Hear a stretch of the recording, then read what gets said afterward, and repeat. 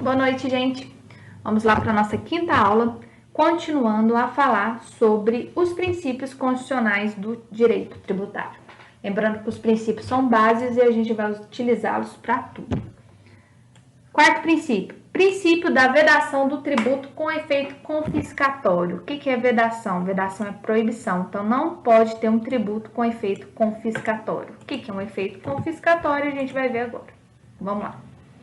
Como garantia fundamental do contribuinte, o princípio da vedação do tributo com efeito confiscatório encontra-se previsto no artigo 150, inciso 4 da Constituição Federal de 88. Nossa Constituição garante em seu artigo 5º, inciso 22, o direito da propriedade. Segundo Coelho, que é um autor, a teoria do confisco, e especialmente do confisco tributário ou noutro giro do confisco através do tributo, deve ser posta em face do direito de propriedade individual, também garantida pela Constituição. Esse aqui é o ponto X, gente, é o mais importante. Assim, não teria sentido permitir a existência de um tributo muito elevado a ponto de praticamente confiscar a propriedade do particular. Esse princípio, gente, ele está na nossa Constituição Federal e ele tem que ser seguido. Mas muitas das vezes isso não é seguido. Vamos supor, uma empresa pequenininha de confecção de roupa. O capital social é 30 mil reais. Se eu aplicar uma multa fiscal de 15 mil, já quebra a empresa, entendeu? Então, se o tributo ele for muito elevado, uma multa ela for muito elevada a ponto de praticamente confiscar a propriedade do particular, ou seja, quebrar o particular, isso não pode, isso é vedado em lei. Eu até coloquei essa figurinha aqui para vocês não esquecerem. Princípio da vedação ao confisco. A cara de palhaço do contribuinte que aceita uma multa fiscal que beira o confisco. Então, isso no dia a dia de vocês trabalhando como administradores numa empresa. E a empresa de vocês comete uma falha fiscal e recebe uma multa de 1 milhão. A empresa que vocês trabalham não tem nem sede própria. Vocês podem contratar um advogado, pode recorrer, e ele vai alegar esse princípio da vedação ao confisco, porque a multa fiscal ela tem que ter peso, ela tem que ter uma medida justa e igualitária, porque o tributo, as multas, elas precisam existir para fazer a máquina estatal girar, mas ela não pode ser tão alta a ponto de confiscar a propriedade do particular. Continuando. Entende-se como confiscatório o tributo que consome grande parte da propriedade ou inviabiliza o exercício da atividade lícita, ou seja, da atividade que pode funcionar. A multa foi tão grande que agora não sobra nem dinheiro para pagar os funcionários mais. É isso que esse princípio quis dizer.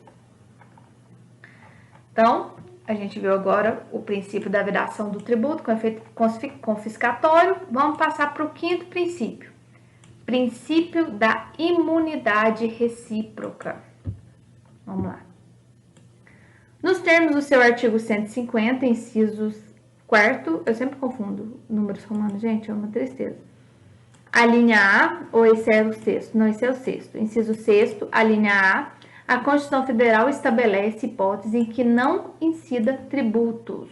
Nesse caso, não vai incidir. Vamos ver por quê. Assim, veda a União, ou seja, assim proíbe a União, os estados e o Distrito Federal e aos municípios instituir tributos sobre o patrimônio, renda ou serviço um dos outros e sobre suas autarquias e fundações públicas. Dessa maneira, olha, esse exemplo aqui é muito bom. Dessa maneira, uma universidade federal, como forma jurídica de autarquia ou de fundação, não pode ser tributada pelo município. Por exemplo, por meio do Imposto sobre Serviço de Qualquer Natureza, o ISQN, ou o Imposto sobre Serviço, ISS, em relação à prestação de serviço educacional que exerce no âmbito da função. O Estado ele é dividido em União, Estado e município. Não justifica um ente cobrar do outro. Até coloquei aqui para vocês não esquecerem. Imunidade recíproca, um ente não pode tributar o outro via imposto.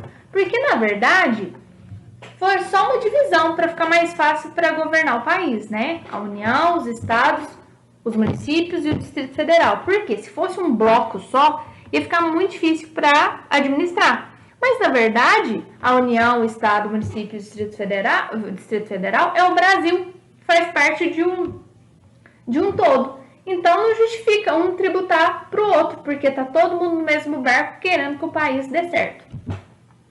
Vamos continuar. Nesse ponto, é oportuno falar acerca da noção de imunidade tributária. A imunidade sempre estará prevista na Constituição Federal e o que difere da isenção que é prevista em outra lei que não é a constitucional. A gente vai falar melhor sobre isso mais para frente, gente. Imunidade, quando a gente fala de imunidade, está na Constituição Federal, os casos de imunidade. Quando a gente falar de isenção não é, vou grifar aqui para vocês. Quando a gente falar de isenção, a gente não vai encontrar isso na Constituição Federal, a gente vai achar ela em outra lei. Em dadas situações caracterizadas na Carta Constitucional, ou seja, na Constituição, não será possível instituir tributos. São imunes pela Constituição Federal, por exemplo, os templos de qualquer culto, os partidos políticos e as instituições educacionais ou assistenciais, os livros, os periódicos e o papel destinado à sua impressão.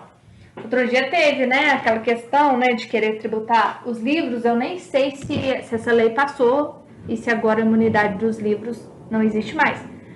Vou até verificar isso para vocês. Mas, por exemplo, igreja católicas, evangélicas, centros espíritas e afins são imunes pela Constituição Federal, têm imunidade. Não pode ser cobrado, por exemplo, IPTU. O município de Piuí não cobra IPTU dos templos. Partidos políticos também são imunes.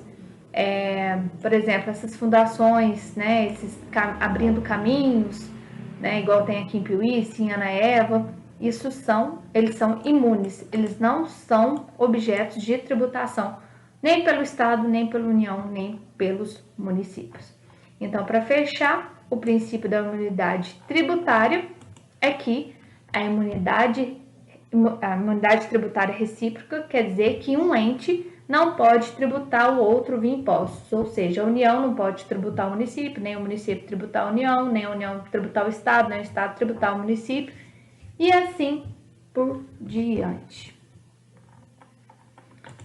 O próximo, gente. Isso aqui era da aula passada. Não deveria estar aqui. Vamos tirar. E a gente vai fazer o exercício de fixação. Princípio da uniformidade tributária. Segundo o artigo 151, inciso 1 da Constituição Federal. Esse aqui a gente está agora no sexto. Deixa eu só colocar aqui, gente. Sexto. Segundo o artigo 151, inciso 1 da Constituição Federal, o princípio da uniformidade tributária estatui que a União será proibida de instituir tributo que não seja o quê? Uniforme em todo o território nacional, ou que implique distinção entre Estado, Distrito Federal e município. Ou seja, a União, lá em cima, está no topo da pirâmide, né? Que é a União, os Estados e municípios. Ela, ao instituir um tributo, ela não pode diferenciar que esse tributo vai valer mais para o Rio Grande do Sul, valer menos para São Paulo, porque ele tem que ser uniforme, ele tem que ser igual para o país inteiro.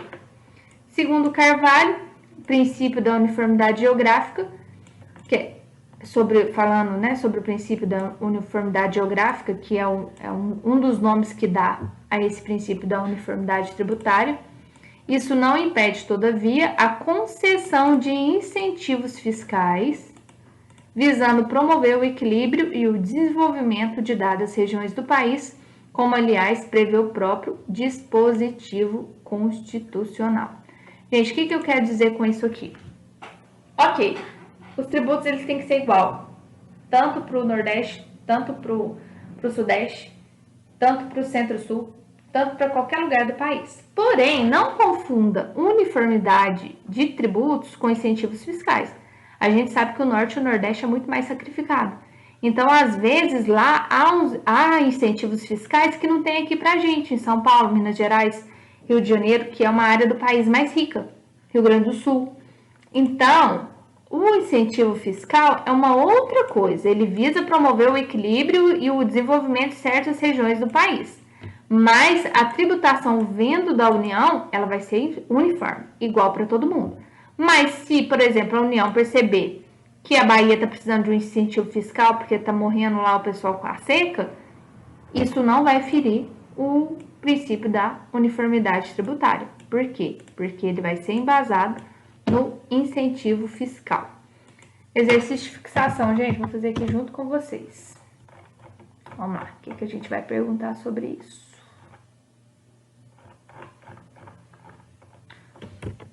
Explique com suas palavras